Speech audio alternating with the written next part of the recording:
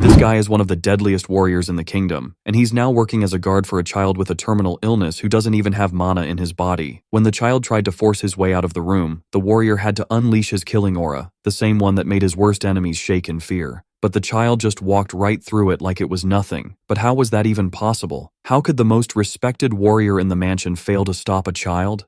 That child is Kyle Seltarian, and he was born destined to die. In this world, mana is like water, and everyone needs it just to stay alive. Kyle was starving for mana, and because of that, he would die before turning 20. But what nobody mentioned is that this child was the reincarnation of the top 1 player who spent 10 years in the game, someone who knows every single secret of this world, including Kyle's fate. He knows he won't die from his illness, but from the monsters of the rebellion in his own territory, a rebellion that his own brother Adolf will start. Kyle belongs to one of the most respected swordsman families in the kingdom, but he had absolutely zero talent for it. Even with the player knowing everything about the story, he had no idea what to do to change it, so he starts losing it, taking out all his anger on the maids, until his father had no choice but to lock him in his room. Knowing his family is going to be destroyed, with no talent for swords or magic, no real chance of survival, and still locked in his room, yeah, the universe really made it personal this time.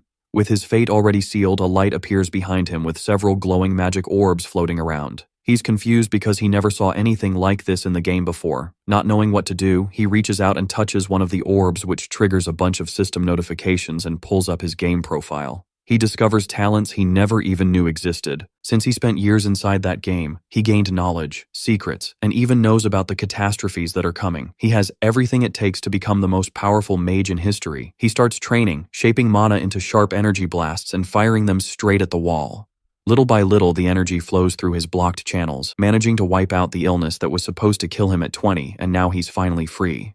Meanwhile, in the palace kitchen, a girl named Erziel tries to deliver a meal to the young master. The other maids refuse to serve Kyle as a way of protesting his behavior. When Erziel decides to do her job anyway, one of her coworkers knocks the plate out of her hands and hits her. The scene is interrupted by the arrival of Leon, a respected noble in the mansion, who orders the meal to be remade and delivered. Meanwhile, Kyle was in his room thinking about how to change the fate of the Marquis family with these 2 new talents. When Erziel finally arrives at Kyle's room with the food still warm, Kyle uses his insight ability and discovers that she has multiple talents. He gets even more impressed when he finds out that she has a top-tier talent. A memory from 1 year ago unlocks itself. He finds out that Erziel was bought by Kyle for $2 at an auction. In the end, he freed her from slavery, giving her her freedom. The girl, touched by the freedom she was given, promised to follow him wherever he went. Now Kyle realizes just how valuable she is. In the original game, Erziel never existed as a character because she was already dead in the rebellion before meeting any players. He decides to change that, telling her he's going to teach her how to use her talent. Erziel is thrilled to hear this, and it made her affection for him grow even more. Days later, Kyle was allowed to leave his room to absorb all the mana particles from outside. Leon wants to be punished for using killing intent against Kyle, but Kyle forgives him and says there's no need for that. Leon went to tell his master, and the 2 of them ended up arguing, trying to figure out how this boy became strong enough to resist an experienced warrior. Leon went to talk to Kyle, but he was still meditating, looking like a Buddha. So he went and told Kyle's father that he had already been meditating for 6 hours. The old man started remembering the days they used to train, when Kyle couldn't even last 10 minutes before giving up. And now he's been meditating for 6 hours straight. Something is definitely different about this boy. The next day, Kyle wakes up with mana pouring out of his body. Trying to spread that mana throughout his entire body, he starts pushing it forward, breaking through every barrier until it finally reaches his heart. And just like that, he becomes capable of using magic. In this world, to be able to use magic, you need to form a magic circle inside your heart. With the goal of learning how to use magic, he heads to his family's library. The woman in charge of the place is completely shocked because she has never seen him there before. She starts asking what happened, but Kyle was already tearing through every shelf, ripping books open one by one, looking for something about how to form a magic circle. After spending some time wrecking the library, when he finally finds an introductory book on magic, reading it, he realizes the language is completely different from anything he knows. A system notification pops up informing him that his spirit vision ability has been activated. With this ability, he managed to translate the book into a language he can actually understand. With the translation complete, he finally gets to learn magic. Because of that, there's no need to stay there any longer than necessary. In seconds, the boy tears through the books and asks for even more beginner titles. Being clever, he decides to rent them all and take them to his room in the palace. This is the last batch of requests, and it fills the whole room with papers. It's so weird that the blonde guy asks if everything's okay, because he's never seen the kid read before. The redhead gets really worried. It was way too many requests at once, and she's scared something tragic is about to happen. After all, the boy used to hate reading, and suddenly he's showing an interest she's never seen. When he sees the boy studying basic magic principles, the warrior remembers his mana illness. The boy, being sharp, guesses what the man's about to say, and comments that magic is hard to learn. But he's right, and everyone in that house must think what the kid's doing now is super bizarre. Since he's the family's infamous kid, it wouldn't surprise anyone if he acted weird once in a while. But he remembers what he said before. He doesn't want to die young, and he has to try things. He has to try everything. Motivated, he says he'll do whatever he can to solve this cursed condition. So his plan is to lie down for a bit and read as much as he can while he rests. The young lord the warrior remembers is completely different now. He remembers a time when the boy was crying after fencing class. He said his father told him he didn't need someone weak like him. Back then, he was just a weak, whiny kid who couldn't handle any problems. Suddenly, the MC notices his friend got a new status, favorite. Apparently they're getting a lot closer now, and the guard stays outside so he won't get in the way. Things are changing between them, and maybe it's because he started studying. Maybe devouring a ton of books at once counts as persistence in this world. Now that the guard is gone, the boy is finally alone with his mountain of books. Now he can actually start reading for real using his insight magic. Like magic, all the books start getting decoded at the same time, insanely fast. The speed of his skill is crazy. It's 12 times faster than reading normally. On top of that, the hard parts are being saved into their own separate folder. Over time, the principles of forming circles get digitized and stored in the database. His understanding grows as the books get decoded little by little. Now, using the decoded data, his plan is to create a magic circle. With the basics down, he finally meets the minimum requirements to form one. Guiding his mana along that golden path, he manages to create what he wants. Focusing as hard as he can, he uses all his blue power to move the magic in his chest. The process is painful and brutal, like his heart is about to burn. Even so, he has to hold on until the end. Otherwise, the mana will surge back into his body in a horrible way and damage his organs. The magic starts getting out of control, blasting books all over the room while he hangs on just a little longer. After a ton of effort, he finally manages to form his first mana circle, weakening the blocked mana channels. Now his mana isn't stuck inside his body anymore. It's flowing out, stronger than ever. He's thrilled he hit his goal and can use magic however he wants. Then he realizes it's already morning, and he spent the entire night doing this without even noticing. He barely has time to think his friend is going to be mad about it before he passes out. The next morning, the girl brings the boy his breakfast and finds him unconscious on the floor. She's totally shocked and tries to wake him up, while also trying to make sense of the mess with all the books. In just one night, the MC used up all the mana he'd been building up for days to form that circle. And from now on, a brand new in his life as a mage has finally begun. Chapter 7. In the kitchen, the maid is happily cooking up a delicious meal. She did it because last time she got praised for it, and it made her master happy. This time, the other girls want to be the ones to deliver the dish to the Lord. Then they suddenly change their tune and say the boy is their responsibility, and that they need to go back to the original agreement now that the master's personality is way better. The girl says if there are any complaints about the work, they can take it up with the MC. Ignoring all of them, she walks off, leaving them with nothing to say. Before she leaves, the jealous one snaps back, basically saying she's nobody important. Back in bed, the boy enjoys his meal of seasoned meats. The recipe's been tweaked since last time to make it even tastier day by day. Since he's been training hard every day, he's also learned some other recipes from the head chef. On top of that, the boy wants to know how things are going with spirit magic. To start, he needs the intro book for that style of magic. And the girl is really smart. She's already read half the material without any magical help. From what he's read so far, it looks like she comes from a hard-working family and learns steadily over time. For her age, she's pretty talented, but it's still not enough. Closing the book, he says he doesn't have time yet, and that he needs to get stronger to learn more. In 2 months, the family will hold the succession ceremony, and something is going to happen that day. A coup led by the second son, Adolf, will bring down the Marquise's family. If they don't want to die in the rebellion, everyone needs to get stronger, especially her. From now on, he orders that someone else handle the kitchen work while she focuses more on studying. But she says she'll work hard at both because she doesn't want anyone taking care of and serving her master except her. Crying a lot, she begs to be allowed to keep doing it instead of leaving it to the others. That surprises the young man, and he understands where she's coming from. Her family fell apart and she went from noble to slave overnight. She even lost contact with family on other continents, not knowing if they were alive or dead. Her life is finally starting to feel stable again, and she got thrown off when she found out she had to study spirit magic. She probably thinks that if she doesn't do her job well, she'll get kicked out of the mansion. But he reassures her again, saying she's the person he trusts to be in charge. He says he doesn't abandon anyone, and he always protects the people who are his. And he promises he didn't tell her to study this stuff without a really important reason. Her skills are so good and so careful that if she keeps working hard, she'll be promoted to head maid. But there are plenty of workers in the mansion who could replace her at any time. So he asks if she's curious about what'll happen if she trains in this art. Mages with that kind of ability are extremely respected and super rare anywhere in the world. If she studies, she'll become an amazing mage, and everyone will respect her. And until then, there won't be any NPC who can replace her in that field. It sounds incredible, and even she isn't sure she can do it. Handing her the books she needs, the man says she'll become the greatest of all time. She accepts the gift with a hug, believes in her lord, and decides to give it everything she's got. Now their relationship has gone up even more, to 60. After that, the girl is appointed as the master's personal maid so they can study together. While taking care of the boy's personal needs, she's moved into a private room. From now on, that'll be her new space, where she can study and train in peace. It's way better for security, and she doesn't have to worry about the other jealous girls. She loves it because now she's a lot closer to her lord's room. Together, the two of them decide to work hard and survive, no matter what happens. While she was studying in her room, she'd watch the boy strolling around the garden. Every time the two of them met, they grew fonder of each other, and their relationship got better. Later on, the warrior has to hear some urgent news.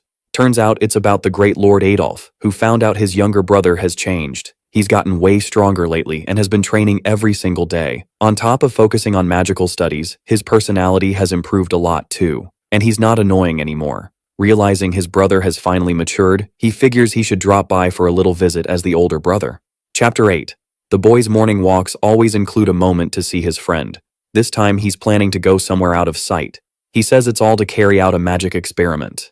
They head to a spot outside the kingdom's territory, hidden by thick trees. While he trains, his friend has to make sure nobody comes close, so their secret doesn't get out.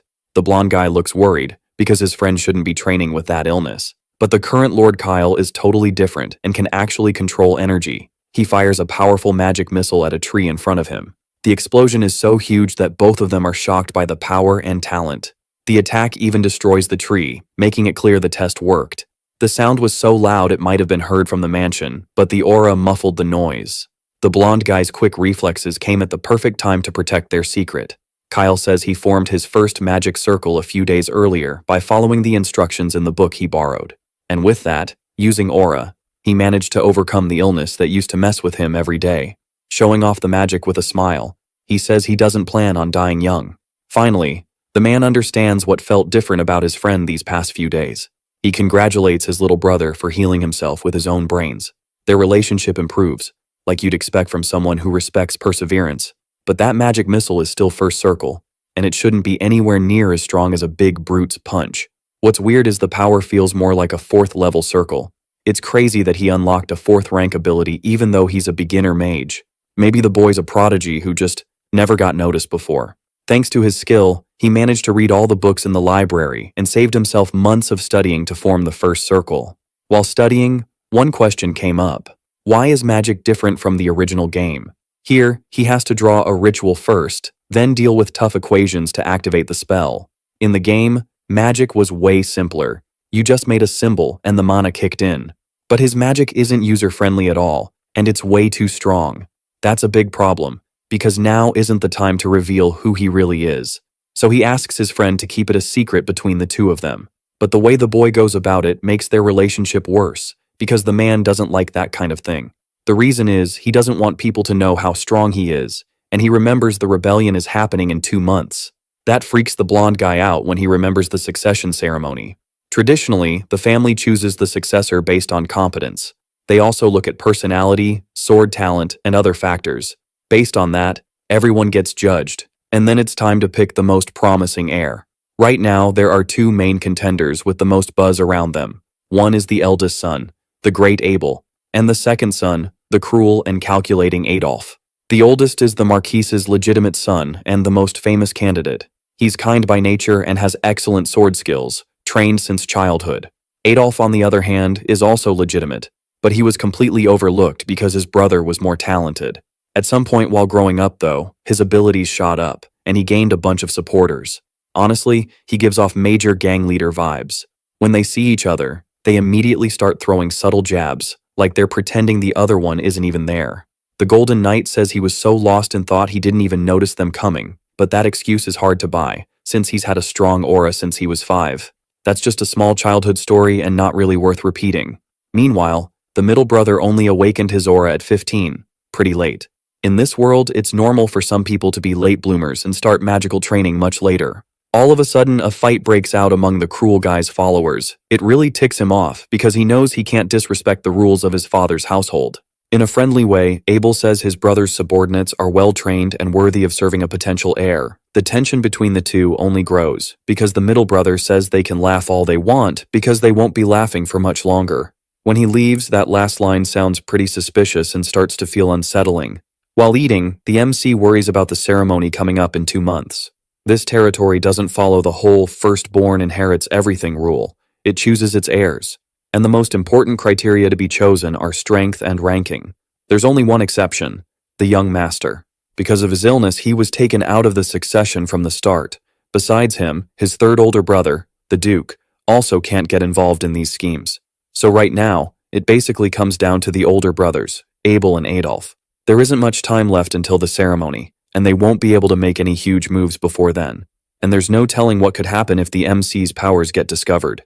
In the future, there are only 2 possible reactions. Either they try to turn him into an ally, or they try to crush him as soon as possible. It's extreme, but throughout history there have been bloodbaths during succession struggles. According to the game's lore, the middle brother would definitely try to get rid of the hero, and from the beginning, he was planning to wipe out the whole family so he could rule. So the MC's current goal is to overcome his illness and try to build alliances with good people. In front of him, Leon understands that mages need to hide their abilities to protect themselves. But after this incident, he'll definitely report the MC's abilities to the head of the family. Right now, the warrior swears loyalty to the Marquis instead of the young master, but the hero plans to do something for his friend. That makes the blonde guy worried, not sure if the MC is really taking this whole being a mage thing seriously. And he knows his father would be super proud if he found out his youngest son is getting stronger. Thanks to this conversation, their relationship improves a lot. And the MC finds out that eating together boosts relationships between characters, so he plans for them to eat together every day from now on. Night falls, and the kid keeps studying his rituals non-stop. If he activates them using magic, he can gain power. Fast. Like, insanely fast. But he doesn't understand why the game's method is making him stronger like this. At some point, he'll definitely have to show his powers to other people. Mana activation in this world is slow and hard to master. But to control his power more precisely, he starts thinking up a few methods. Using certain advantages and strategies, he can combine the two and gain a lot of power. The problem is, it's really dangerous, and a magical explosion could happen right there. Still, he can keep going and try because he knows it's not totally impossible. The risk is definitely high, but so is the reward. And he's not going to get anywhere in life if he never puts himself in danger once in a while. Suddenly, his mana starts pouring out of his body, spiking like crazy in the room. Things get pretty dangerous, and he gets a bunch of explosion warnings. Even so, he sticks to the plan and starts analyzing and activating the sequences, managing to combine the pathways to deal serious damage. Inside his room, he creates a brand new kind of magic, something totally new and really powerful. This time, he manages to combine the activation and create a magic missile. Now that the foundation of the process is ready, he wants to try to get even more power. But then the danger becomes real, and the explosions draw attention. At that moment, a maid passes by, worried and wanting to check if her master is okay. Luckily, the boy is fine, but the room now has a hole in the wall. A smarter plan would definitely be doing this kind of experiment outside the house. Maybe that's why the notifications keep popping up, and he needs to set up a workshop to train. Just then, the warrior shows up, startled by the noise. In the kitchen, the soup tastes kind of off. No salt. Bland. Boring. Suddenly, another maid notices the soup is being made by the hard-working girl. It's Daisy, one of her friends, and a really kind person. But the girl is scared to get close, because her last interactions with the maids went badly. Daisy is different from the others and gives her tips on how to season the food better. She talks about an ingredient that gives it a rich, delicious flavor. When she tastes the seasoned food, the girl is surprised by how good it turns out. Seeing that Daisy is chill, she asks Daisy to teach her some cooking techniques. Luckily, her friend is happy to have that little learning moment together. The two of them go together to deliver the food, and they end up talking about the Lord. On the way, Daisy admits she got worried when she heard he wanted a maid just for himself. Luckily, the MC has been acting way more honorable lately and isn't a bad person. While he's studying, he finds out Daisy asked about how he was doing. Like they agreed, Eziel doesn't say anything about his friend's current condition. Daisy gets praised for doing a good job and for making the right call. He thought the impatient ones would have already made a move, but the rope is longer than it looks. Being impatient is exactly what you'd expect from the middle brother. It's obvious he's rushing things so he can pull off his evil plans. In his office, the Marquis completely loses it when he finds out his son got over the illness. There's Leon, reporting that the boy has been studying magic. He even managed to reach the first circle, even without any talent. That leaves the head of the family stunned, not believing how this miracle happened. After all, he remembers the MC being in terrible health and basically living depressed. Because of that, the two of them fought a lot and argued like they were enemies. In a really awful moment, the boy hears his own father say he never wanted a son like that. Someone who only caused trouble. You can tell the man clearly regrets saying stuff like that in the heat of the moment. To overcome that illness, you'd need some crazy abnormal talent for magic. And that kind of thing only shows up when you're 5 years old. Maybe this is the only known case of someone managing it at 13. And there's no doubt Kyle got past his issues, since he can even manipulate magic. That's definitely an incredible miracle. And the kid probably still holds a grudge against his father. But the warrior says there's no grudge. Actually, it's the opposite. The boy even said he wanted to talk to the head of the family in person, because he's basically stuck inside the house and wants the Marquis's permission to go out. And he insists his father knows he wants to meet one-on-one. From that, the man concludes there can't be any resentment between them right now. That cheers up the devastated father who can finally meet his son. Right then, the boy shows up dressed up nicely to meet the Marquis. Chapter 11. He's the head of the respected family of swordsmen that's protected the border from monsters for generations. One of only 5 swordmasters on the entire continent, and last, and most important, the protagonist's father. Getting close to him makes the boy's hands start shaking for no obvious reason, but his body still remembers the resentment and fear he used to feel. He remembers the time they trained with swords and he got scolded and argued with over and over. Being so weak he couldn't even lift the wooden sword. It was too heavy. That was a disappointment for a swordsman family that had never had a kid that weak. For a long time he felt useless, since he couldn't use swords and thought he'd be abandoned. All those feelings hit the protagonist hard, because he remembers everything all at once. That memory belongs to the original owner of this body, the prince. But since their souls got tangled together, the feelings got connected too.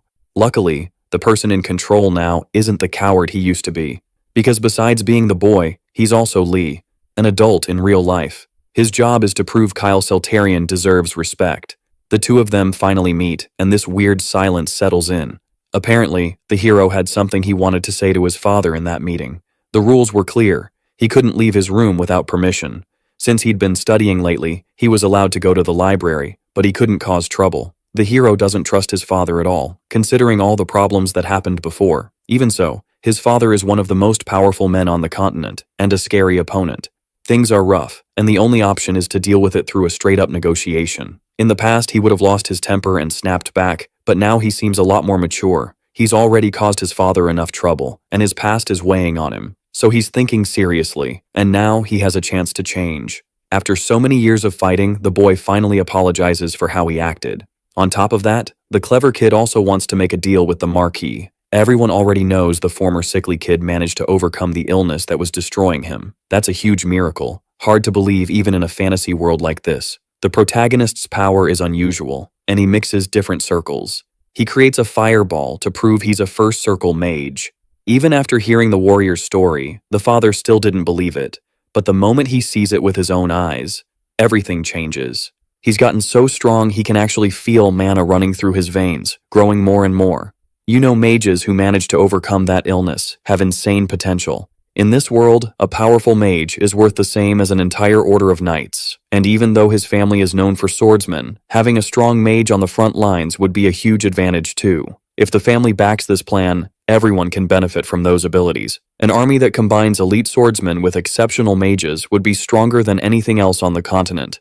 This deal benefits the family, and obviously the kid too. His talent is worth investing in and developing. In life, it's all about winning, and Omar K's values profit and honor above everything. Trying to play the family bond card wouldn't work, and he's totally capable of making cold-blooded decisions for the good of the family. But if their interests line up, even a shaky relationship can turn into cooperation. Now things are going to be settled between two smart adults. The old man can't even tell if that boy is really the son he used to know, because he doesn't act like a kid anymore. He seems like he's grown up. So he asked them to invest in a talent as rare as his. The negotiation went so well, he figured out exactly what the other side wanted and used that to bargain. He got exactly what he wanted, using his power and authority.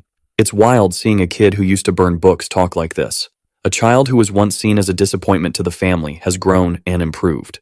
Now that he's considered valuable, they'll provide funding, along with magic stones for his studies. But seriously, he needs to prove himself and not let his father down. A few days pass, and his friends come to his room. Everything's way more luxurious now, and there's a personal workshop for mages. The inside has been reinforced with a magical barrier in the walls. On top of that, the place is stocked with all kinds of tools, potions, and artifacts. The warrior is stunned because it must have cost a ridiculous amount of money. Luckily, his dear daddy was more than happy to pay every last cent. It's unexpected that grumpy man got won over by his own son's charm. Urziel is surprised too, because it's hard to use spirit magic freely inside the room. That's why her friend set up a separate space for it. The place was fitted with anti-vibration devices so she can practice freely. And she's allowed to use the workshop whenever she wants to study, because the protagonist wants her to become his right-hand person in the future, not just as a maid, but as an unprecedented spirit mage. That makes her cry a lot, since she already works every day without resting. Her goal is to learn everything she can and become someone useful. Their relationship grows even stronger, and everything seems fine. Suddenly, some stones start glowing, catching the girl's attention. The spirit circle is reacting and looks out of control. A weird kind of light comes out of the ritual, forming an incomplete spirit, and honestly, it's super cute. It immediately befriends the maid who accidentally drew it in. Looks like she summoned it by mistake just by walking near the workshop. That little mascot really matches the girl's talents. It's amazing, because this technique requires a different kind of magic. Her emotions probably helped the spirit stone respond and create that mascot. The stones had just been bought, and now they got used up instantly. No way the boy expected this to happen so early in the story. On top of that, this being is high level and can't be identified with insight. Even though it's tiny, its power is so high, it's impossible to read with human abilities. Its name is Ash, and it seems to be an ancient spirit of light. That shocks the boy. He didn't expect that cute little thing to be so powerful. Elder spirits are basically the highest tier there is, and they're some of the hardest things to summon. Its size isn't impressive, but apparently this isn't its real form. If it went back to its normal size, the whole mansion would collapse. It wants to make a contract with the girl so they can be friends from now on. For that, they need strong compatibility between them. The elder spirit agrees and starts the ritual to seal this powerful friendship contract. The maid agrees too, signing her part and gaining an ally. When it's done, she has to choose a name for her new pet. The hero suggests one, and she decides to call it Pikachu. That's the kid's latest stunt, naming it Pikachu. From now on, that'll be his name, and she's really happy to have him as a friend. The talent development project is going really well and actually working. A few days go by, and the mansion wakes up to a new morning once again. The warrior admits he hasn't been paying much attention to his protege, the way an older brother should. Then it's revealed that standing in front of him is Adolf, someone he hasn't seen in a long time. Chapter 13. The two brothers are having a meeting, with the maid serving them. The gang leader recognizes the girl. She's the same one who was sold as a slave at the market a long time ago. He compliments her, saying she's pretty, and thinks it's funny that she ended up as a maid. In a gross way, he asks for her to be sent to his house. He's definitely there because he heard the news about the cured illness, and he starts the conversation off on the wrong foot. But the hero doesn't want to leave her there and asks if someone else can be chosen instead. To get out of the situation easily, he needs to act in a totally different way. In the end, though, it's just provocation. The man wouldn't actually take someone else's maid home. Still, the boy realizes he'll have to give in for now because he can't afford to ruin the relationship yet. The kid really has improved, but he still seems like a lost cause since he's way too interested in young women. So the gang leader's plan is to corrupt him and drag him into the darkness. His body has recovered a lot, and he doesn't have problems in day-to-day life anymore. He was cured and keeps getting better every day. Even so, he's not 100% yet, since it was a really old illness and hard to fix all at once. At that moment, the MC shows a spell he created, stronger than the original. That catches the schemer's interest, since he likes the idea of creating new magic. Even without being at his peak, he's still growing fast, even though he's only a first circle student. The Lord's behavior has changed drastically, and his skills keep improving day by day. The news the maid brought sounded exaggerated, but for a 13-year-old, it's not really something to worry about. It would be way more useful to pressure him and use him in other ways before getting rid of him. Straight up, he asks his little brother if he wants to join his side in the competition. That surprises even the MC, who didn't expect to get a choice like that. After staring each other down for a while, things happen exactly the way the clever one planned. Because of that, he'll get their father's permission, and he thanks him for the trust. Just then, the warrior shows up and wishes Adolf a safe trip. Leon is hard to manipulate and still hasn't switched sides in the game. It's kind of funny to think the son of a great warrior is protecting some bratty kid. That makes things between them even weirder when Adolf leaves. Finally, the MC goes into the room after the brothers' argument ends. He explains he'll probably deal with Viscount Jerome, one of the closest allies of the 5th Legion. His friend is shocked to hear this would be his first loyalty mission. He doesn't want to let him go alone and offers to join the subjugation team too. But that's part of a strategy to earn the crime boss's trust, and he can't bring his father's allies. This is definitely a trap to test how useful the MC is in real combat. Luckily, from now on, he can protect himself using the magic he created. Even so, he decides he won't use his full magical potential. Then he asks about a settlement in the forest, far away. To the south of the territory, there's a monster colony. Regularly, the Marquis sends soldiers to subdue those enemies. This time, Lord Kyle looks like a full-on mage, ready to head out on the mission. Finally, a man gets off a horse, Viscount Jerome. He's an ally of the crime boss, and will be on the same team as the protagonist for this mission. Since it's his first real fight, he needs to be really careful and be protected when necessary. Their relationship is pretty bad, and the guy is clearly only doing this as a favor. Even so, they head out and don't talk much. The Viscount's orders are to watch the boy and judge how skilled he is in combat. But he doesn't believe a weakling like that can do much while carrying a dangerous illness in his body. During the fight, the boy fires lightning spells at the goblins in front of him. The hit is perfect. One shot is enough to wipe out the whole group. That impresses the team and improves things with everyone, who end up pretty happy. The mission wraps up fast, and it was the easiest subjugation they've had in a while, thanks to the hero. He'd never seen anything that easy before, and his reputation shoots up fast, all the way to level 90. Of course, Lord Adolf is going to be really happy when he hears how well his little brother did. Now the plan is to move on to the next step he's got in mind. Chapter 14. Back at camp, everyone's celebrating the win thanks to the kid. All innocently, he says he doesn't deserve the praise because he didn't do anything that impressive. The soldiers admit they had the young master all wrong and start complimenting his skills. And on top of being good in a fight, he didn't complain about the camp food either. He seems way more mature than his age. Thinking about how his brother used to take on dangerous missions like this, he realizes he can't act like a spoiled brat when it's his turn. The men are shocked to see the kid admires the crime boss that much. The plan is going exactly as expected. The soldiers like the protagonist now, and they're ready to talk him up. While everyone else sleeps, the adventurer decides to take a walk not too far from camp. Since he's just a kid, nobody suspects a thing, and everyone buys the innocent act. After today's victory, the knights are completely wiped out and crash in their beds. Only a few guards are left, and they're exhausted too, barely even paying attention. Now he's going to try to take out a few ogres and grind as much XP as possible, like he used to. From his pocket, he pulls out a perfume that can attract those giants from up to 10 kilometers away. A few days earlier, he realized he was the first person in the world to create a scent that draws in those creatures without following any existing recipe. The better the quality and the smell, the more monsters it pulls in at once. The problem is, the team's supposed to be hunting goblins, and ogres are way too strong to take on without a plan. The squad has 12 experienced knights, and they can handle weak enemies, but giants are a whole different story. Even though they're loyal to the crime boss, their individual skills are pretty mediocre. They're basically cannon fodder. They're street criminals who became a legion after being talked into it by that backstabbing guy.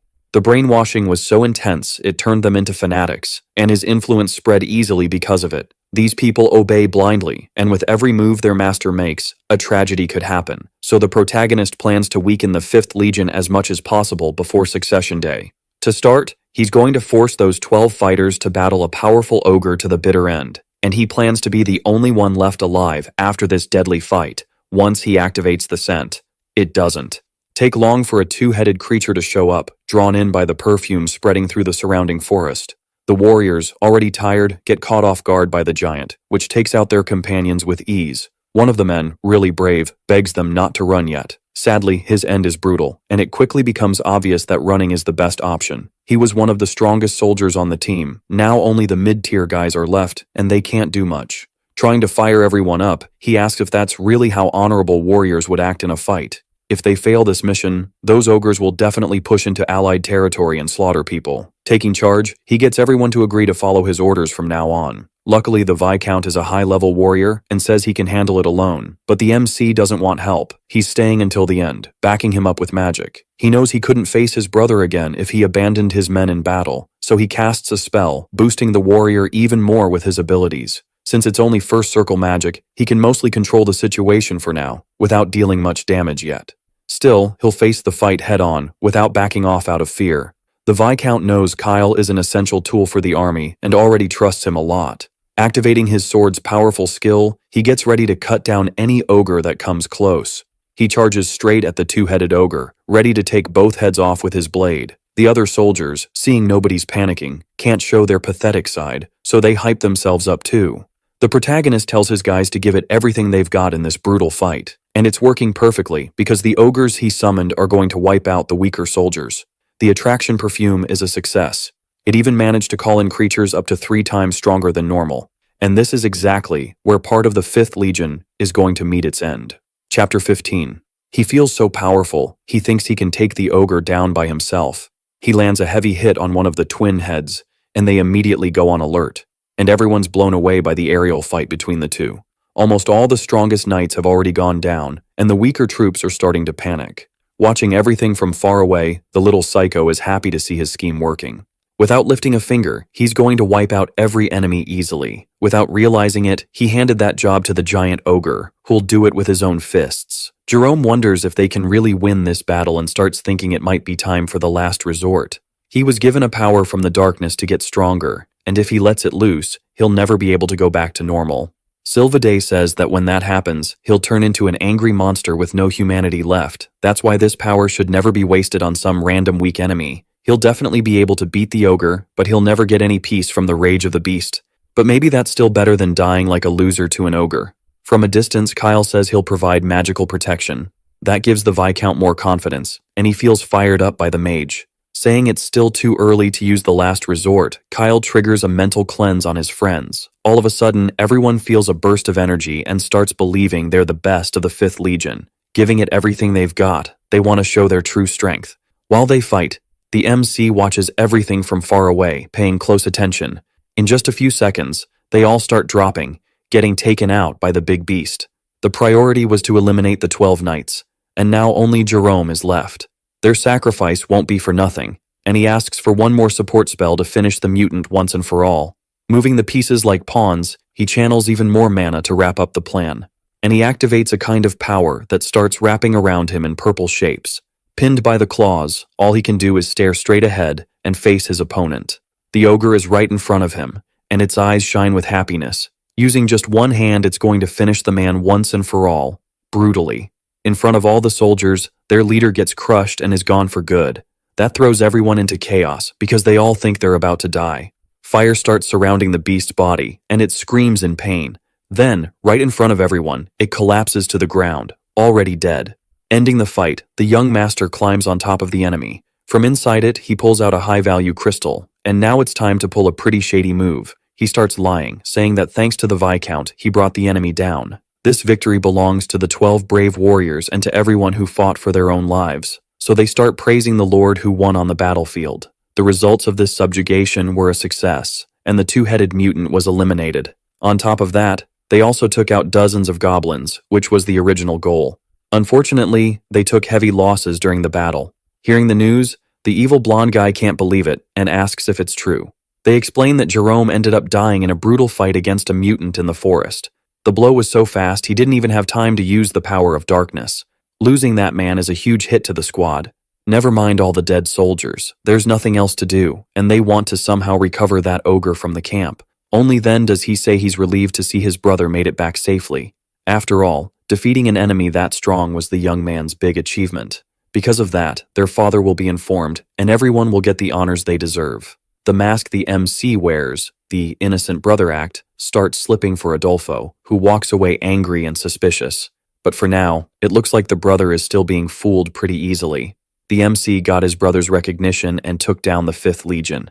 It was a master play, and he jokes that maybe it counts as killing 3 birds with 1 stone. A mutant is no big deal, since the warrior could take one down alone, without help. And joking around, he says he only meant to look weak at the start. Looks like he really wants to get closer to his evil brother's side without telling Abel anything.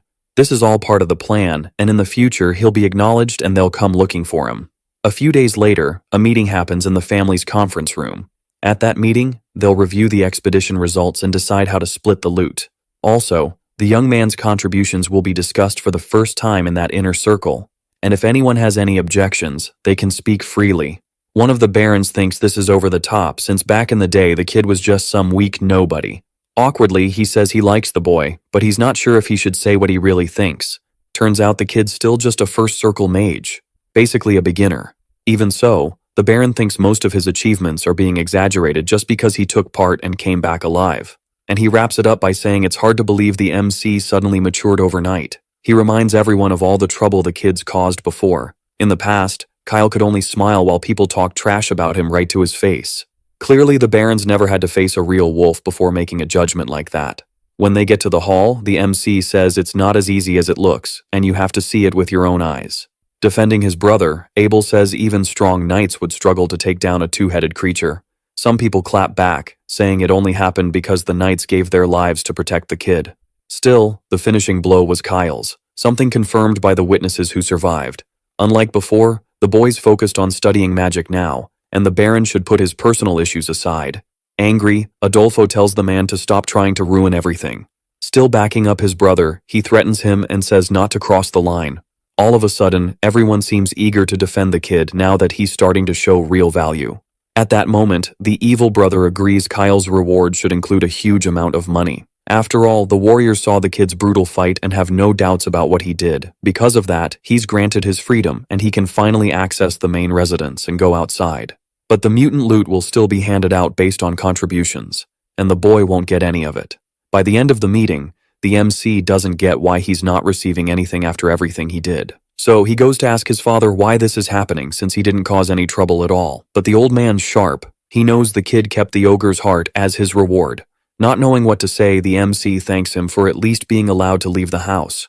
Just then, the gang boss shows up wanting to talk to the boy. He says he kept his end of the deal and told the father about the kid's accomplishments, and he asks that, in the future, the boy remembers how much he cares. From a distance, Abel thinks it's been a while since he paid attention to his little brother, and he hopes to talk to him sometime.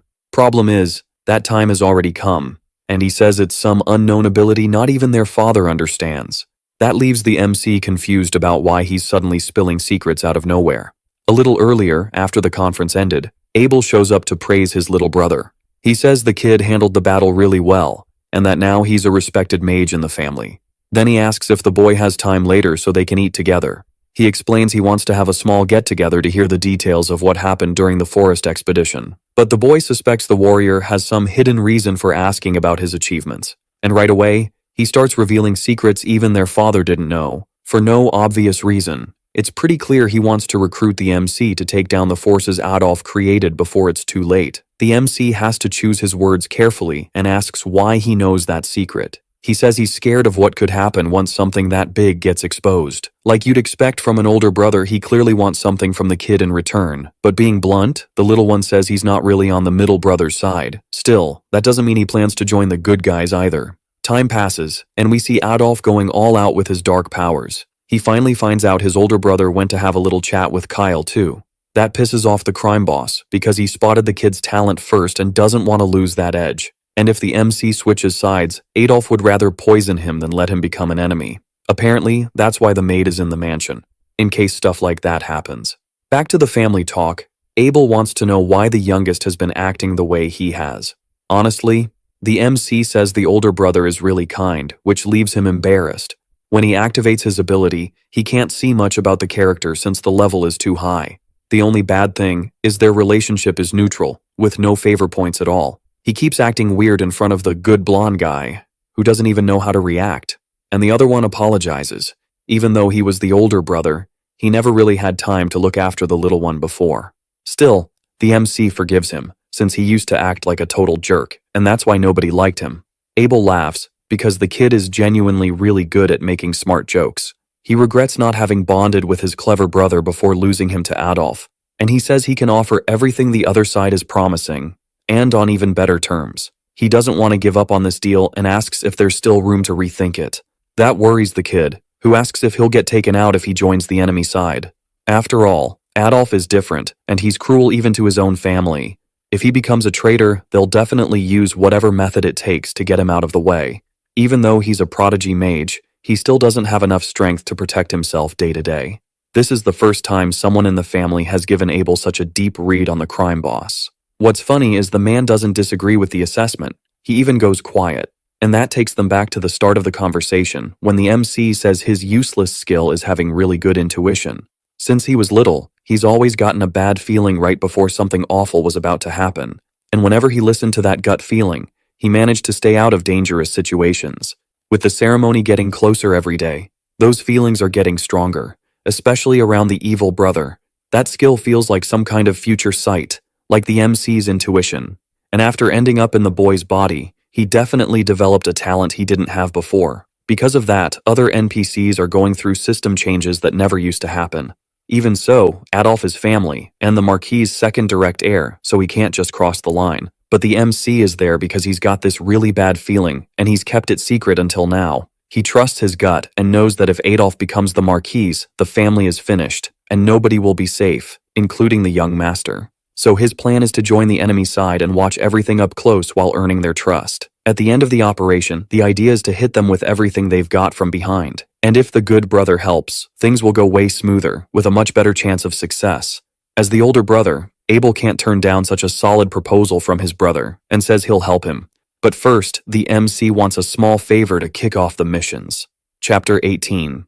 A few days ago, they found a bag of platinum coins, basically months' worth of pay. The blonde guy wonders where all that money suddenly came from. But actually, the MC got it thanks to Abel, who lent him some cash. On top of being hot, he's loaded, and he bankrolls the mission the moment he hears the plan. And it's kind of wild because nobody knew the older brother was that generous. With this personal communicator, they'll be able to talk without being in the same place. This kind of thing is so expensive you could buy a mansion with a garden for the price of just one. This is only the basic version, and it only lets you talk directly to one person, but there are even pricier versions. It's pretty obvious the meeting with Abel went really well, and they teamed up on a plan. Meanwhile, the Guardian will need to hold on to the money until it's time to use it. They don't really have anywhere to spend it right now, and the kid already wants to farm even more coins. It's like an investment plan for the future, the way a clever mage would think. At that moment, the maid is training with her staff, spirit magic. Pikachu can latch onto the tip of her staff to light up the area. Unfortunately, the magic doesn't work, and she can't get the light to shine. The pet doesn't want to get off the MC's head, and the MC thinks he's basically a headlamp. That makes the blonde guy think of something and wonder why they're inside a freaking mountain. The last thing he remembers is them leaving home to visit a neighboring region. And then, out of nowhere, they ended up inside a cave because the MC decided to make a quick stop. This isn't the kind of place they should stay in for long, since exploring could hide all kinds of danger. It's so dangerous he remembers the angry monsters they ran into at the cave entrance. The deeper they go, the fewer they see, which is weird, which means there's a big, tough boss at the end of this area. Getting ready for anything, he warns that they need to head back outside. But that was the protagonist's plan all along. He says that's exactly what he's here for. Everything he said was true. He really does have business in the next town over. But he also knew there was a dungeon on the way. If he'd said from the start that they were going to a dungeon, nobody would have let the MC leave the house, because either one of the brothers would insist on coming along somehow, and it'd turn into total chaos. And there's also the issue with little Urziel. Her magic spirit needs to be trained in secret, and only her dad knows about her. Basically, if there were too many people around, he wouldn't be able to keep the loot all to himself. The problem is, the girl only just started studying magic, and the MC just hit level 2. That annoys the kid who claims he only pretends to be weak to fool the suckers. Their 3-person party is already strong enough to take on any big monster out there. On the team, there's a beefy tank, a kind healer, and, best of all, a damage mage who's got everything under control. All proud. He says his master is already strong and is only going to get stronger in the future. Messing with the bodyguard, he asks who he'll swear loyalty to in the end. Him or his father. After all, a knight with two masters isn't truly loyal to either one. That leaves the man speechless as he thinks it over. Right now, Leon is following the Marquis's orders to keep the sons safe. Meaning the knight isn't really loyal to the Marquis, he needs to choose a real master. To win this knight over, just showing off his skills won't be enough. Once he's finally acknowledged, he'll gain that impenetrable shield for his army forever. So, the three of them together push deeper into the dangerous labyrinth. At the very end they reach the boss room and it's sitting there, waiting. Its name is the Sanctuary's secret Minotaur, the guardian of these walls. In the game, this place was popular with beginners for farming XP and money. And the best part is the reward is super generous compared to how easy it is. As greedy as ever, he doesn't want to share his treasure with anyone. That monster is known for being 3 times stronger than a normal ogre. But the mage is smart and already has a perfect plan to block and counter its attacks.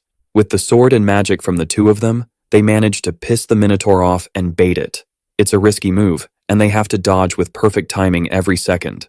Ideally, you dodge to the sides and avoid getting hit as much as possible. When the big guy gets tired, they'll go in and attack, while Urziel supports. Since it's the girl's first fight, it's fine if she hides behind rocks to cast spells. But she wants to help as much as she can, and she didn't train magic just to hide. That makes the boy admire her even more. She's insanely brave. On this mission, her job is to heal and support the others to protect Lord Kyle. Actually, she gets corrected. The most important thing is surviving to the end. As long as she doesn't go down, her hands will keep Leon and the MC standing. One last rule is not to forget to protect herself when things get dangerous.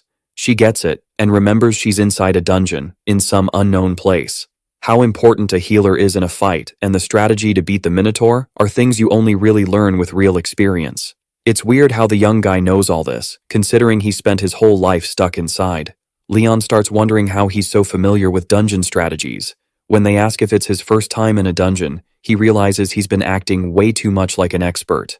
So he lies, saying he picked up some basic tips during the goblin hunt, when he fought the ogre. But that excuse doesn't really work because not even the soldiers knew how to deal with a simple ogre. So the warrior concludes that Kid isn't the real Lord Kyle, the one he's served for so long. He orders them to capture him because there's no way that child could suddenly act so mature. Clearly, the boy is possessed by an evil spirit and needs to be burned. Unfortunately, that would be game over for the protagonist. But that's all in his head, and it can't happen. He changes the story and lies that he read about minotaurs in a book, and also in strategy books. Surprisingly, the blonde guy likes that and is impressed that he studies battle tactics too. He gets so proud he says his friend's progress is incredible. Their relationship improves a lot, and it becomes easy to convince him. Still, he needs to come up with some excuse, since he doesn't want to be labeled a magic genius forever. Finally, she manages to make the staff light up, like a protective charm. She activates a healing spell, and it releases a bunch of spirits into the area. This power boosts your HP and defense,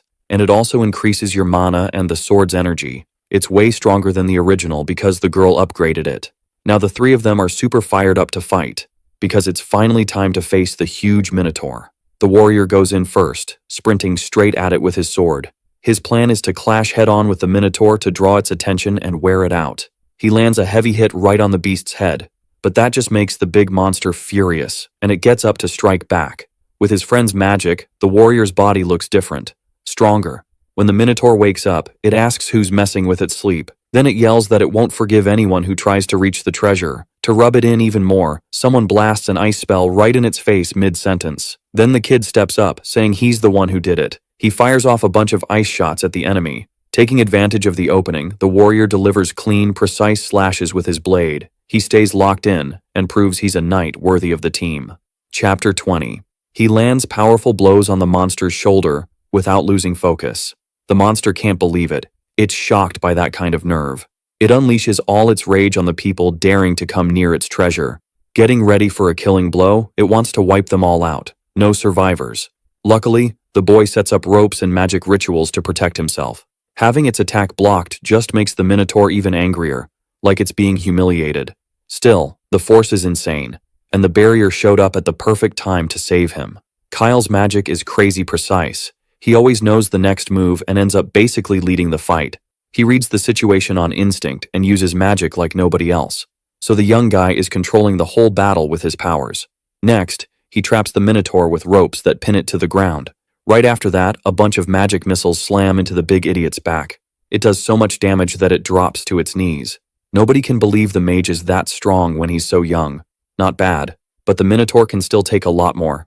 Pissed off, it roars that this is the end and activates its strongest move. It starts spinning like a tornado straight at the unprepared trio. At that moment, Leon has to hold the front line while the others move off to the sides. Blessed with magic, he gets even more determined as he runs. He throws his sword with perfect aim, going for the bull's neck. That's enough to pull it, full of rage, right toward the fleeing knight. While all this is happening, the protagonist is counting the seconds in his head. Dodging is the best strategy to tire the big monster out. Once that happens, it'll be the perfect chance to hit back at full power. 5 seconds left, and the beast is already starting to wear out. When the count ends, from sheer exhaustion, it misses by just a few centimeters and almost nails the knight. Right then, all the blessings wear off, leaving the boy totally defenseless. Luckily, the bull stops moving and just freezes there on the ground.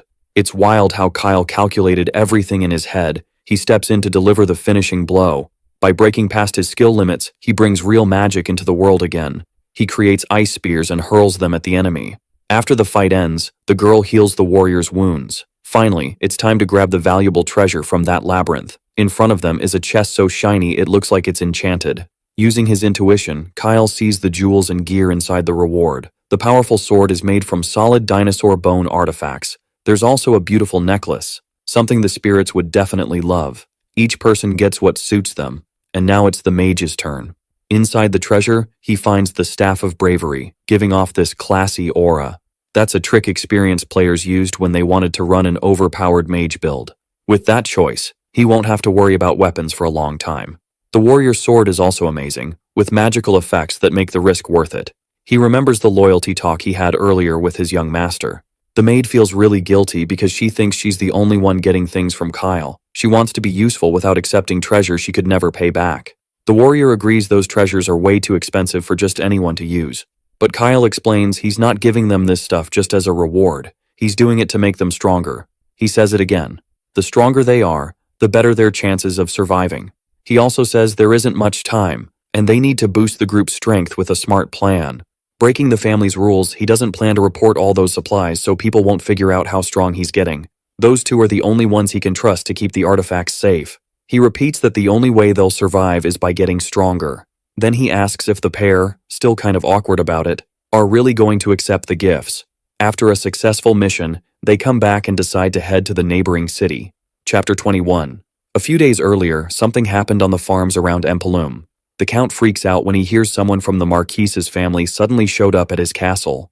As he rushes over, he wants to know who it is, and notices the person is carrying the family's lineage symbol. He knows the succession coming up is basically a storm about to hit. And there's this unspoken rule: don't get involved in another house's business. Before opening the door, he braces himself because he really doesn't want this headache. Acting casual, he asks what brings the Marquise out here to his land.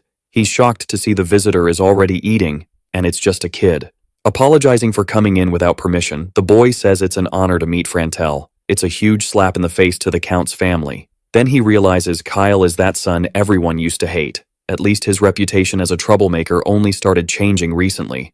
After getting over his illness, Kyle thought about how he'd been acting and decided to seriously change. He says he's studying magic now and, over time, forming new circles. That's weird because the rumors about the youngest son said he was unbearable. But seeing him in person, the Count realizes those stories were fake, like, completely the opposite of the truth. In his mind, someone must have paid to spread those rumors to smear the family. It's impressive. The first mage born into a famous swordsman family, sign of a bright future.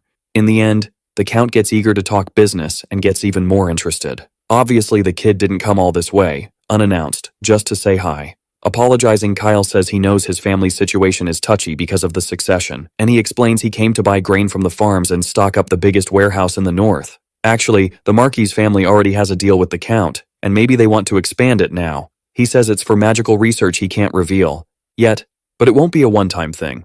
The town definitely has more than enough product for the next few years, and it's going to make a lot of money off the sales.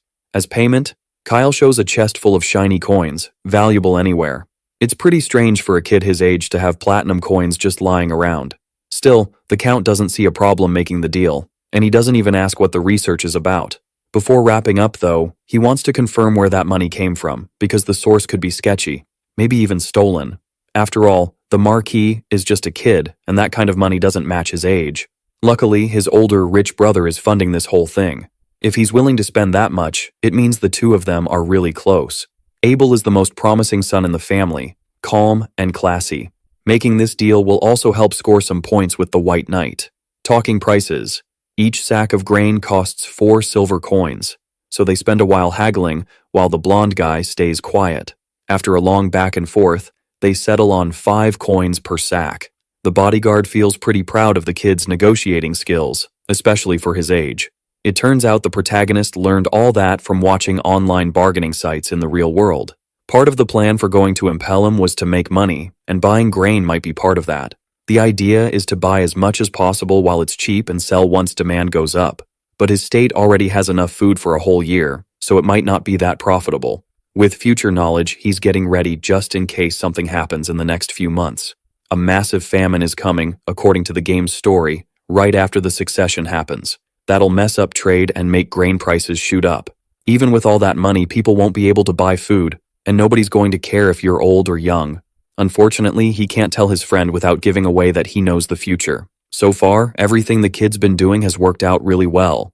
So the blonde guy thinks that this time, it's probably a good idea too, getting their relationship up to 50, something that's never happened before. It's super rewarding for the boy to see that progress, since they started out in the negatives. A maid shows up saying the Count wants to talk before dinner, and that he really shouldn't forget. When he gets to the sitting room, he's told the man wants to introduce him to someone. Standing in front of him is Frontel's daughter, with purple hair. She's really pretty, and her name is Iris Neron. All of this is a huge surprise to the young guy. He wasn't expecting a meeting like this. As he walks up, the girl says it's a pleasure to meet him for the first time and introduces herself. In the game, she's super strong and beautiful and really popular, especially early on, when she becomes a really useful powerhouse. The only problem is her arrogant personality. She can't stand weak people. She says she won't accept anything less than diamonds for a date. She has the greedy personality trait. Because of that trait, a bunch of players went broke trying to raise their relationship with her. As power creep hit the game, S ranks became common, and she, who was supposed to be valuable as an A rank, ended up becoming useless and got tossed aside. Since her difficult personality doesn't exactly make anyone want to deal with all that. It's also weird that the Count suddenly introduced his daughter to him out of nowhere. All sly about it, he says they're about the same age and should get along great. Iris is studying magic too, just like the protagonist.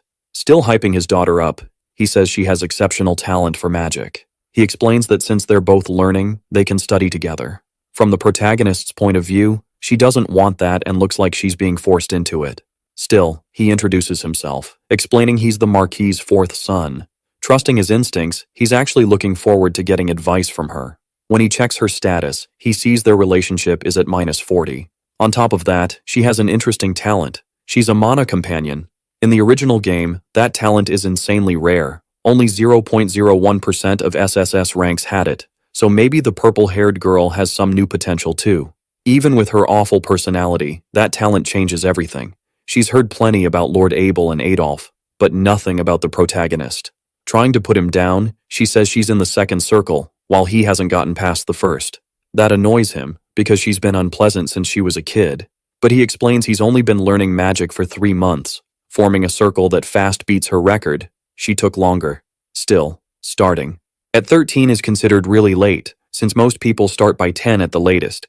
If he just thinks of her like a whiny cat, he can tolerate the annoying attitude. He says he started late because he used to have an illness, and he only recently managed to overcome it. That stops her cold because she knows how hard it is to break through that barrier.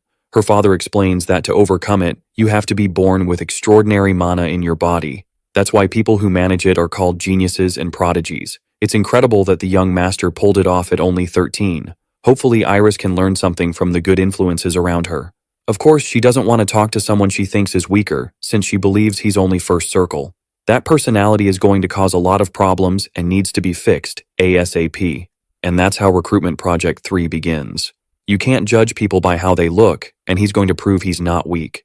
She freaks out when she sees the boy get way too close to her face in a weird way. Ignoring the Count being right there, he challenges her to a one-on-one duel. If he loses, he'll have no problem admitting he's weaker than her. In a twisted way, if the girl wins, she wants him to lick and kiss her feet. That leaves the Count completely embarrassed, wondering where she even learned something like that. The boy is shocked too, not understanding what kind of book you'd have to read to find that. Apparently, she likes reading weird romance novels that are way above the recommended age range. Even so, the boy doesn't back down and says that if he loses, he'll lick whatever she wants. That line, out of context, totally catches the Count off guard. Changing the terms, the boy says that if he wins, he'll be her new teacher in the future, and on top of that, she can never talk trash about someone with a lower rank again, and she has to promise it. That pisses her off because she's cocky and knows a first circle beginner couldn't possibly beat her. Embarrassed, the Count admits his daughter has personality issues since she's been spoiled from an early age. If things keep going like this, it'll be really hard for her to live in the world without getting into trouble sooner or later. At her age, she doesn't have any friends because of her bad reputation, so he asks the boy to forgive her since he also had a rough childhood. It'll definitely be a good learning experience for her, and he allows the two of them to duel. That gets the boy fired up. He basically just needed the Count's approval to do what he wanted. On the other side of the mansion, she's still pissed at the boy who thought he could beat her. But she's also confused because she thought he was pretty cute, and she decides she's going to make him lick her foot. The Count definitely has another reason for introducing his daughter to the MC, even though she's only 11. She's already at the right age to start getting marriage proposals. Maybe the guy is thinking about the two of them ending up together someday. In that world, nobles get married earlier than commoners. Feeling grossed out, the MC realizes why the girl was suddenly put into a meeting with him. Annoyed, he says that if that's true, then he needs to crush her even harder in the fight. Thinking it's messed up to marry someone with an unbearable attitude just for status, he decides to go all out and try to fix her awful personality. The maid is sad when she hears about Lord Kyle's marriage proposal with the girl. The next day comes and now it's time for the kids' duel. The opponent has to be defeated using magic, but nobody can get hurt in the process. If it starts looking dangerous, the fight will be stopped immediately. The judge will be the guardian. Since he's a famous, experienced knight, he won't make an unfair call. The battle is announced, and the girl opens right away with her fire wand, shooting flaming arrows at the MC. For an 11-year-old, her casting speed is really fast. Even so, the hero has the advantage and activates his wind power, knocking the arrows off course. Using air to deflect the flames was a really smart move. Irritated, she says not to underestimate her magical power. She's not going to lose. Once again, she throws out a fire spell, this time stronger. Luckily, the MC was ready and creates an energy dome to protect himself. Looking at everything calmly, he admits she's brave and seriously impressive. To counterattack, he starts an energy ritual and asks if she can block it. That shocks the Count, who didn't expect the hero to be able to cast 2 spells at the same time. That kind of technique is super advanced even for experienced mages, let alone someone who's level 1. At the last second, she manages to activate a shield spell that protects her from a hit that would have ended the fight. But her fire attack gets absorbed by the wind. That starts to freak her out, and she has to cast more spells faster. Right then, the hero appears up close, holding his staff in front of her face in an intimidating way. That's basically the end of the fight, proving who the better mage is. The boy is thrilled, while the girl is left speechless by what just happened. She's furious about losing, for the first time to a first circle mage. She yells that it was all luck and that the win doesn't count. Wanting a rematch, she says she wasn't in good shape for a moment. Still, the hero agrees, because he knows the result won't be any different. That just makes the purple-haired girl even angrier, and she says she'll win this time. 5 rounds go by, and every single one is won by Lord Kyle. No matter how many times she tries, the outcome is always the same. So he says to end the fight, since she's probably out of mana by now. She gets so mad that she starts crying in front of everyone. She throws a tantrum because she can't accept losing to someone weaker. Unfortunately, the MC made her cry. Maybe he was too harsh. That night, the Count gives him some new clothes to wear to the banquet. It's good to dress properly, since it's a formal event and everyone will be dressed up. The guy seems friendly, because even with his daughter crying, he still invites the MC to dinner. Ever since Kyle beat Iris, he seems even more determined to bring the families closer, even though the girl is definitely hating the boy even more now. But the blonde guy doesn't notice and thinks, from her expression, that it's something else. He seems really experienced in a lot of areas, but when it comes to romance, he doesn't get it at all. In the end, his maid friend helps him get ready and finishes everything up. He ends up looking super handsome and classy, matching the outfit. When he gets complimented, he gets even more excited to go to the party. People were expecting Kyle to show up, and he thanks them for the invitation. They're happy to meet him, introduce themselves, and say who they are and which families they come from. The problem is the princess is taking forever to arrive to this family gathering. Since he made her cry earlier, the MC thinks she won't want to see him again. Luckily, she finally walks into the room, and she looks gorgeous. Like always, she gets embarrassed when she runs into the MC again. The same happens to him. He has no idea how to act in front of someone that beautiful. It's unexpected, because he thought their friendship had been ruined for good. She already knew the boy was good-looking, but dressed up like that, he looks even better. Now it's time for everyone to sit down and eat the house's delicious food. The MC sits next to Iris, not sure if he should, because of what happened earlier. When he activates his intuition skill, he notices their relationship level went up a bit. He doesn't get how their friendship jumped 30 points when he didn't even do anything. Maybe it happened because of one of her traits, so it's good to be ready next time. Luckily, the meal is way more pleasant than he expected. Even she acts calm in front of the family, without being arrogant. But then there's a moment when she asks her older brother to pass the pepper. Right away, the MC hands her the closest salt shaker he can see. At that moment, their hands touch, and she gets completely flustered. Neither of them knows how to react, and they try to avoid looking each other in the eye. Even though their relationship improved, the girl's behavior somehow feels worse. The next day, the MC is surprised by a visitor who shows up in his room. Standing there is Lady Iris, calmly sipping some coffee. She came to hold up her end of the deal, becoming the protagonist's student. She's really curious why the boy's magic is so powerful for someone who's only level 1. His style of magic has never shown up in any book and seems really different from the usual method. So she demands that he tell her everything he knows about this new magic style. But he'll only accept her as his student if she changes her attitude. So he asks her to be more polite and kinder to other people. And more importantly, to think twice before getting mad and running off crying. That annoys her, because not even her father makes demands like that. So he explains that his magic really does come from a unique method, one he created himself. This hybrid magic method has never been published anywhere in the world, so there's nowhere else to learn it except from the inventor in person. And he knows a smart girl like her understands what it means to train with the creator. Even after thinking hard, she can't find any way to argue, so she accepts his terms. Cleverly, the MC had already prepared everything ahead of time. He makes a magic contract with his own hands, right in front of her. It has all the conditions written out that she has to accept to become his disciple. All she has to do is use that pretty pen to sign it. If the contract is broken, divine forces will make sure there's a horrible punishment.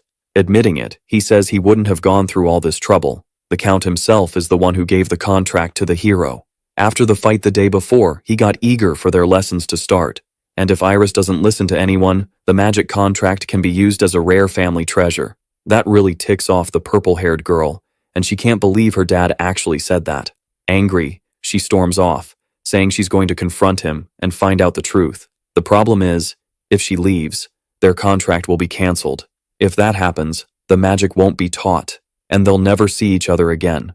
With no time to waste, she has to decide whether she'll accept the terms and get trained, or walk out of the room and never see the MC again.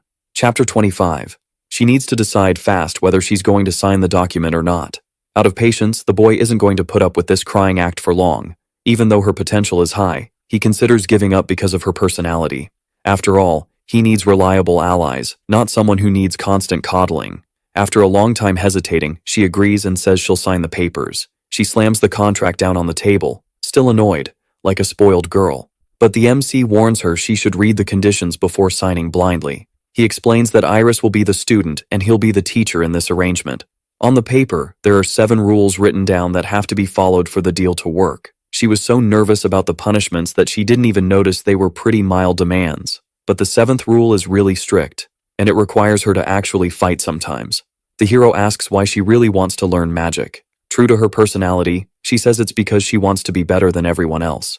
She likes being praised, and she thinks it's exciting to beat up weaklings until they follow her rules. She wants people to admire her, so that's why she started studying magic. But lately, she's also started enjoying studying on her own. And watching her skills grow and get stronger is a lot of fun. Because of that, she doesn't even notice when she spends the whole night up reading books. It's motivating to see how competitive she is and how badly she wants to improve. He confirms that the most important factor in becoming a powerful mage isn't mana. A thirst for exploration and intellectual curiosity are what really drive magic. Those are the talents of someone with the mana companion skill. She admits that ever since she started studying, she's wanted to get stronger, and finally she signs the contract, agreeing to become his student. With the paper in hand, the MC says the deal is official. Smiling, he's excited to start working with the girl by his side, and he hopes Iris becomes a reliable companion in the near future. That freaks her out, because she takes those words in a romantic way. After the conversation, she runs out of the room, embarrassed about what just happened. The boy really should be more careful with his wording, especially since he's pretty handsome. Hearing that, the maid stays quiet in the background, watching the whole thing. That same night, the MC spits out his water when he hears a question about marriage. Like, is he really going to marry Iris? The one asking is Yerziel, who doesn't show it, but seems kind of jealous. He explains he doesn't even want to think about marriage yet, since he's 13. Annoyed, he says everyone in that town is in a rush to get married early. The world is about to end, and there's no time to waste on love and weddings. So the maid understands her master isn't thinking about any of that right now. At least not until he turns 18. Out of nowhere, the girl says her mom used to be really beautiful. So when she grows up and becomes a real young lady, she'll be pretty like her too. When she leaves, the boy ends up alone, embarrassed, not even sure what just happened. The kids in that place are really mature and already worry about marriage stuff. When she grows up, she'll be even prettier than she already is, because even now she's gorgeous. And then he starts thinking a bit more about who Yerziel's mother was, a woman who originally came from a noble family before being sold as a slave. Sadly, her father and brothers have already died, but her mother and sister are missing. The girl is definitely worried, but probably feels too guilty to ask her friend about it. Still, the boy decides that someday he should look into it. A few days pass, and finally it's time to head back home. Iris's family is at the gate, saying goodbye all elegantly. Weirdly, the girl wishes the teacher had stayed a few more days at her house. Luckily, next month he'll be back to teach the magic he promised. Spoiled as always, she says that next time he comes back, she won't even bother opening the door. But as she says it, she collapses to the ground with intense stomach pain. That was one of the master's rules.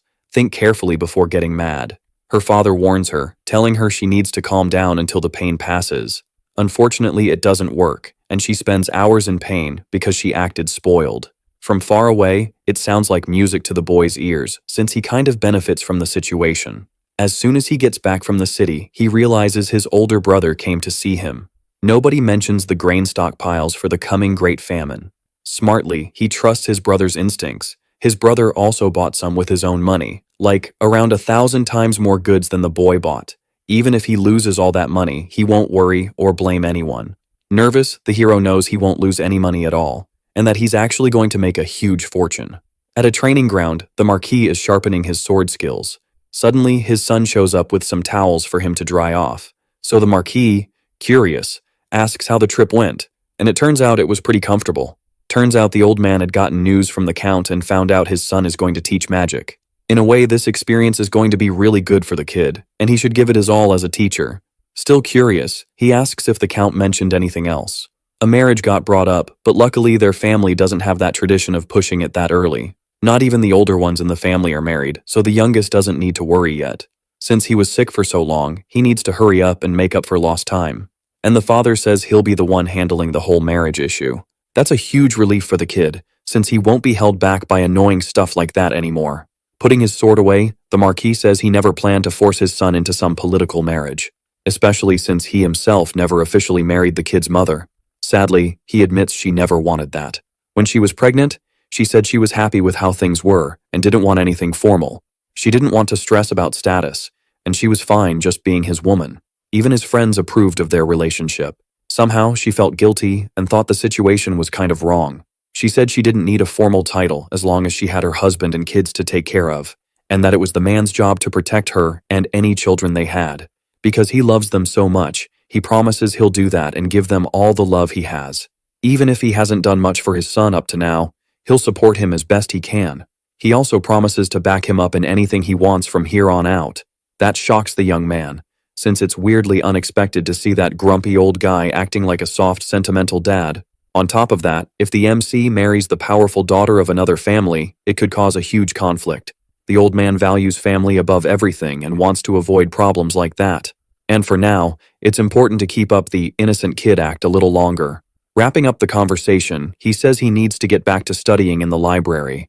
The whole scene was super awkward, and the young man doesn't even call him dad. Staring at the pendant, he wonders if the woman still holds some resentment. Walking down the halls, The MC thinks about everything he just heard. He remembers he should have mentioned the loot he got from the dungeon. He told his guardian not to report anything to the Marquis until he had a chance to explain. He never really thought much about it, and now it's time to head to the library, not afraid of the future. Right then, he bumps straight into another noble walking down the corridor. In front of him is the family's third son, Duke. The weird thing is, he looks like he's grown since the last time they talked. Even though he's 2 years younger than the protagonist, his build is way more like a knight's. There are even rumors the kid recently became a low-rank warrior. Duke's surprised because the last thing he heard about his brother was that he couldn't even leave his room. Luckily, that restriction got lifted and his contributions were recognized. But Duke still doesn't trust him and thinks the whole thing is just some kind of scheme. That pisses the protagonist off and kicks off this sort of rivalry. The third brother genuinely hates the MC because his mother died from the stress of giving birth to Kyle. When he walked into the room, the only thing he could see was the woman's body, already frail and completely drained. The only thing Kyle managed to say was that the old lady died before he did. Obviously that made Duke snap. He slammed him into the wall, cursing him out non-stop. Their mom worried about Kyle all day because he couldn't stop causing trouble. He was always picking fights and trying to steal money from the house to go have fun, like some nasty little brat. Saying the MC was the one responsible for their mother's death, the two start arguing about what happened. Kyle defends himself, saying he's basically terminally ill and always gets blamed for everything. Crying, he asks who even brought him into the world with such a weak body. That's enough to set Duke off, and he throws a punch. Kyle hits the floor and stays there, unable to get back up. Leaning in, Duke says he held his anger back while their mother was alive, but not anymore. And he says he wouldn't want a brother like Kyle, not even in another life. All those memories slowly come back to the protagonist. Unfortunately, he realizes this conflict isn't going to be easy to fix. Duke keeps insisting he knows the kid's rotten nature better than anyone, and he orders him to never show up at the main house again, basically ignoring the rules. Once again, Kyle says the head of the family lifted the bans and gave him access to the whole estate. Then, all snobby, he asks if Duke seriously thinks he's better than even the family head, the Marquis. Totally pissed off, the warrior clenches his fists, about to throw a brutal punch. Right then, the fight gets cut off by Adolfo, who shows up at the perfect time. He lectures Duke, saying you don't hit your own family. But Duke's so angry he can't bring himself to apologize to Kyle. He could, but he'd rather just leave first. Watching him walk away, Adolfo asks where all that stupidity came from. Duke isn't like that with everyone, it's because of Kyle's tragic past. Acting kinda suspicious, Adolfo steps closer to the kid and says he trusts him. On top of that, Adolfo's been teaching Duke swordsmanship, and he's disappointed Duke's only average. And he knows Kyle's a powerful mage, with way more potential than Duke. Like he's playing chess, Adolfo says he can bench him if he gets in the way. Ending the conversation, Kyle says he needs to go to the library to keep studying, and he suspects his brother isn't just some normal warrior, but someone with hidden talent. Adolfo isn't the type to care about family, and he wouldn't go through all this effort just to mess with him. In the game, Duke never survived the rebellion, no matter which route you picked. Maybe there's some secret about him nobody knows. Then the story shifts to a quiet little town in the middle of the forest. There, the Guardian is walking around with a package in his hands. He says Kyle behaved really well on the trip and did what everyone wanted, but the Marquis wants to know if anything else happened on the way to the town. That puts the Guardian in a tough spot because he doesn't know whether to talk or keep it secret. Still, he stays loyal to the boy and says only a few small monsters showed up. With the Guardian traveling alongside his son, the old man can always relax on these trips. For a moment, he decides to put Kyle's wishes first and keep the secret. It turns out he went to that town to meet his father. The two of them spend a good while talking while they fish, catching up on everything. Rumors that the MC has gotten more mature have already reached the village. That makes the warrior happy, and he praises how responsible his protege has become. Originally, he planned to do his duty as a guard and then go back to the Knights, continuing his career. But something changed recently, and it's left him quiet. Maybe the kid's plans changed, but he's still not sure. At the camp, the MC says the warrior's old sword is weak and needs to be replaced. If he put his full strength into a strike, it would definitely snap because the blade's too fragile. He knows that because he studied a bit, and a mage needs to know the basics. Even though he learned all that from playing in the past, he can tell when someone needs a new sword. Since he's just a guardian, he never really had the chance to earn a new blade on merit. Smiling, the MC says Leonhard is his knight and deserves that kind of thing. That hits the blonde guy right in the feels. He'd never heard words like that from the Marquis. Even though he's loyal to the old man, who's shown him trust, he still can't really fit in with the nobles. His father knows he's always been the type to think before acting, and he's sure his son will figure things out. Before his son became a knight, they were nobles, but they didn't have money to pay for a tutor. Luckily, when he was 15, he got into the academy on skill alone. Deep down, he probably already knows what he wants to do. He just hasn't fully figured it out yet. They don't need to worry, since the Marquis isn't the kind of person who demands payment. The assessment is right. He's the boy's personal knight, and he cares about him a lot. Just then, a fish bites the hook and starts pulling. Night falls at the palace, and Adolf is freaked out about something. He wants to know if Kyle accepted the recruitment offer from the nice brother. The guardian lies, saying he didn't accept, and says he was surprised Abel even wanted to talk about that. He also says it was scary, since he'd never had that kind of conversation with him before. To the crime boss, the brother is just a freeloader trying to act like he cares. After all, when Kyle was sick, Abel didn't even care that he existed. Adolf thinks about it, annoyed that he almost had his recruit stolen. With Jerome gone, he can't afford to lose even more strength in the army. Even if it's just a kid in the first circle, it's still better than nothing. The boy knows neither of them showed up in his life when he was sick, and Abel getting close to him is way more obvious, making it clear he sees the kid's value. To survive and defeat the forces of evil, he needs the power of that swordsman family. Adolf starts wondering why they're buying so much grain from the farm in the neighboring town. They explain the boy bought it to do magic research, but he doesn't get why the knight bought some too. Acting like he doesn't care, he says it's good that Kyle is focusing on studying magic. To the villain, it's a good thing if the kid grows up strong so he can be useful later. After getting a book in his hands, he says he'll need to leave. Hearing all that, the maid was standing by the door, watching through a crack.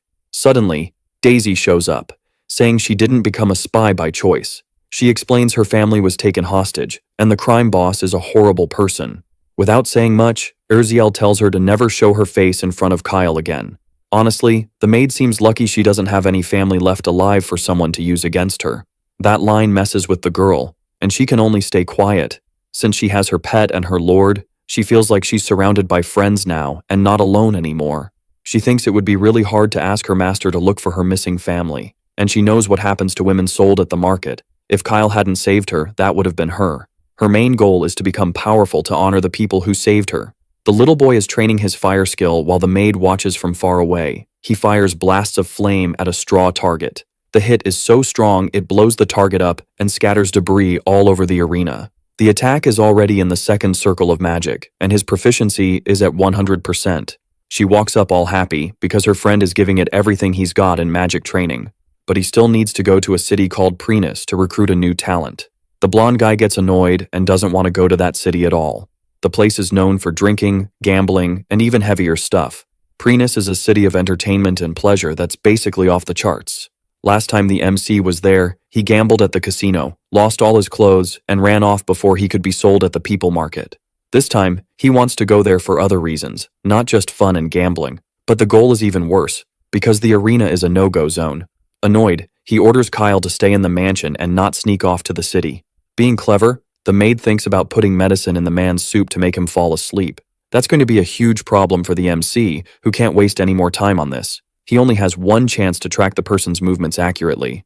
Siron is the playable protagonist, and as the main character, he's got really good stats. His strength is already proven, and if the MC can recruit him, it'll be a huge help against evil. The problem is the boy is inside the underground arena in the casino city. On one side are the arena's undefeated champions. On the other, the demon sword makes his entrance. Nobody can believe that skinny little kid is the famous one everyone's been talking about. Even though he looks weak and scrawny, he can take out anyone using only that sword. They say the boy's personality changes the moment he touches the weapon. He charges straight at the men, and they start running. Like a psycho, he says none of them are getting out alive and immediately takes one out.